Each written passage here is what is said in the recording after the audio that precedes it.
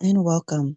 My name is Sonia Ross, and I am a spiritual psychotherapist, intuitive messenger, and author.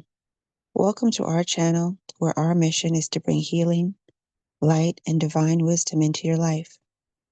Through angelic transmissions, ascended teachings, and guided meditations, I support you in reconnecting with the multidimensional light within.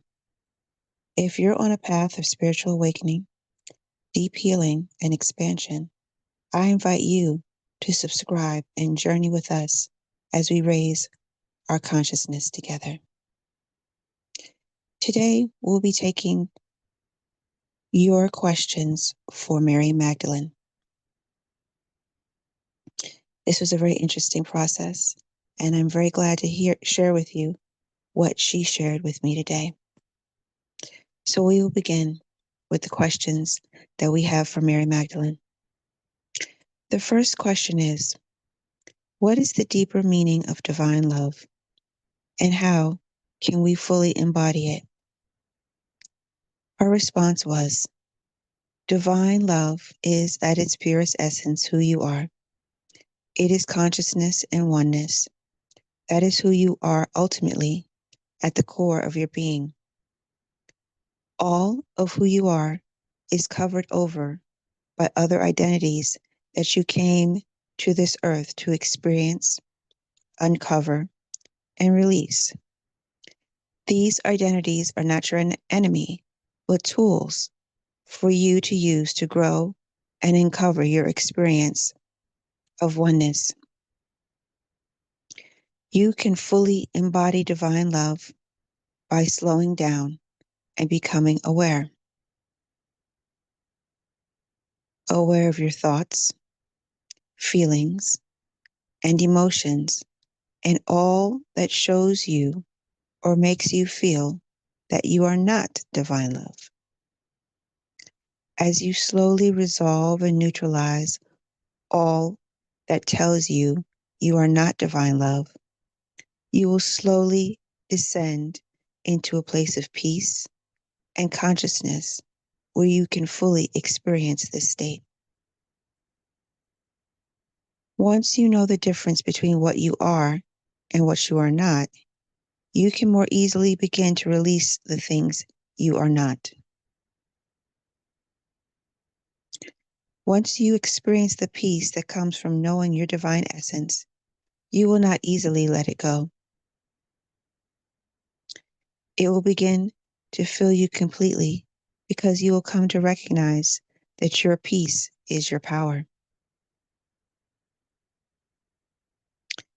The embodiment of divine love is cultivated every day by moment-to-moment awareness. It is a constant process of unfolding and becoming more aware of that which you are. It comes through moment-to-moment consistency. The next question. How can we break free from the mental prisons created by fear, self-doubt, and external programming? Trust what you receive from your higher spiritual senses and not what you see with your eyes. Do not allow the connection you have with your body to be severed through fear and cultural programming. Trust what your body and higher spiritual senses have to tell you about a situation. Do not allow yourself to be misled by the words of others. Your energy body can tell you if someone is lying to you or not, and if you are being misled. It does not matter who the person is or the context of your relationship with them. By using your higher spiritual senses, you can break free from the mental prisons you have been given in order to trap you and keep you controllable. When the senses that were always there are brought forward and cultivated, you will be able to regain your true and authentic power and know yourself truly as you are. With this knowledge, you can never be afraid or live in fear and self-doubt.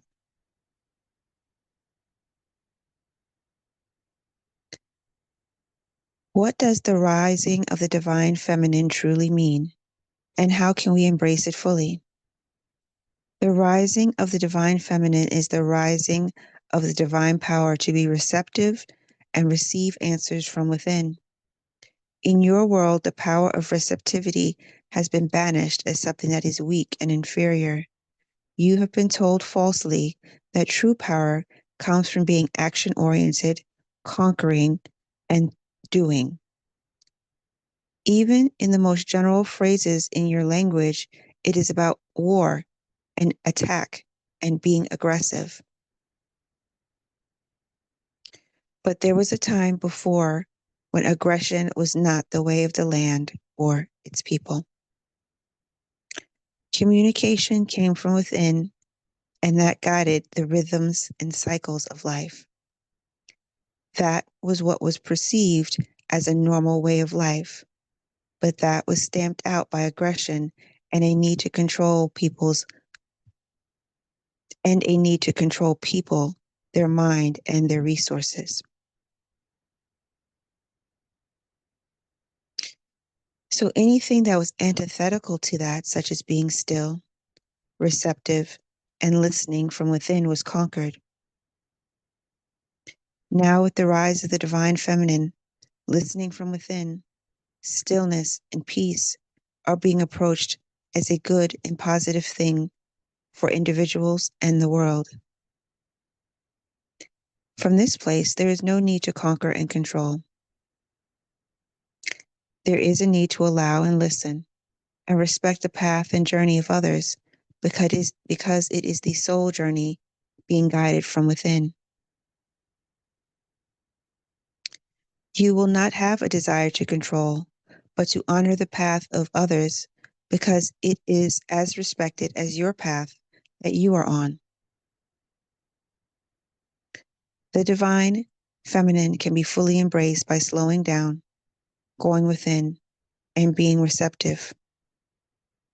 From this place, you can fully embrace who you are as a multi-polarity being in order to embrace the wisdom and sensitivity that is within you. How do we balance our spiritual power with humility and grace? By remembering that one is not above the other and that all should be treated with grace.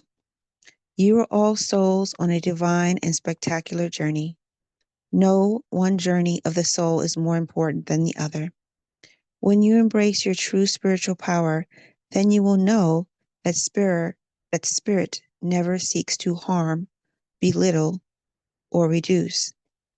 Spirit knows the truth of itself, and when that truth is known, there is no need to be arrogant or boastful.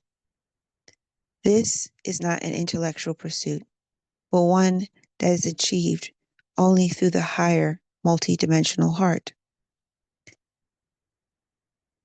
Then she says, I will remind you of the biblical passage from 1 Corinthians 13, verses 1 through 7. And this passage says, if I speak in the tongues of men and of angels, but do not love, I am only a resounding gong or a clanging cymbal. If I have the gift of prophecy and can unveil all mysteries and all knowledge, and if I have a faith that can move mountains, but do not have love, I am nothing. If I give all I possess to the poor and give over my body to be burned, but do not love, I gain nothing. Love is patient. Love is kind. It does not envy. It does not boast. It is not proud. It does not dishonor others. It is not self-seeking. It is not easily angered. It keeps no record of wrong. Love does not delight in evil, but rejoices with the truth. It always protects. It always trusts, always hopes, and always perseveres. When you know and recognize the truth that you all are on a spectacular journey that should be respected and appreciated for all who endeavor it, then there will never be a need to be arrogant and boastful of a spiritual power that we all have in equal measure.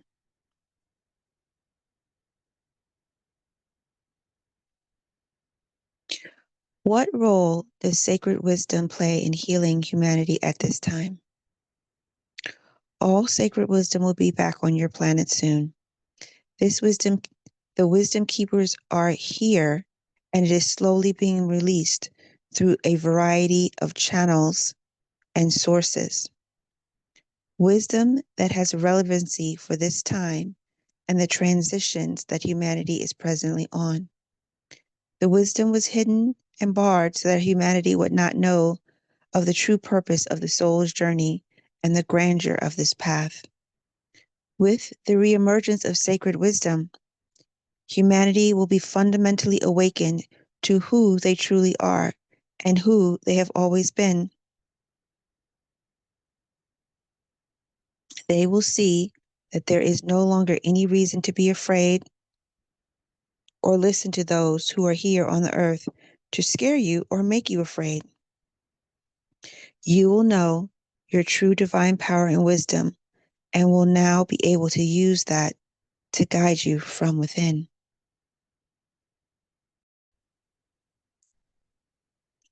How can we activate and trust the vibration of our hearts more deeply? And the words that appeared in my head were listen, listen, listen. The lyrics of this song were put back into my head, and I used to really love this song, and it always brought tears to my eyes. I will read a few of the lyrics and share a version of this song for you to listen to in the description box below. The lyrics are listen, listen, listen to my heart song. Listen, listen, listen to my heart song. And then that is repeated several times. And the first verse goes, I will never forsake you. I will never forsake you. I will never forget you. I will never forget you. I will always love you. I will always love you. And that is repeated multiple times. So this is our advice for you to listen, listen, listen to what your heart is telling you. Listen, listen, listen to the authenticity and the truth that lies there. Know that the truth that lies there is the truth of your heart and your soul.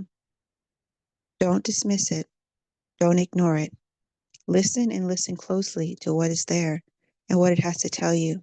The communication of the heart is the truest communication there can be. Communication from the heart, from one heart to another, is not where the answer lies. It is the communication of your heart with the consciousness of your soul and the reestablishment of that connection from within. So that's part one of our transmission from Mary Magdalene. I hope you enjoyed this. Please let me know your thoughts in the comments below. I am Sonia Ross, and I was so happy to bring this message forward today. If you like these type of messages, please consider subscribing to our channel and giving this video a thumbs up and remaining a part of our growing community. If you'd like to subscribe to our monthly angelic newsletter, where you will receive one message from the angels or the ascended teachers a month, please consider doing so, and that information will be linked in the first comment below. I hope you have a wonderful day, and I hope you'll be back again with us very soon. Peace.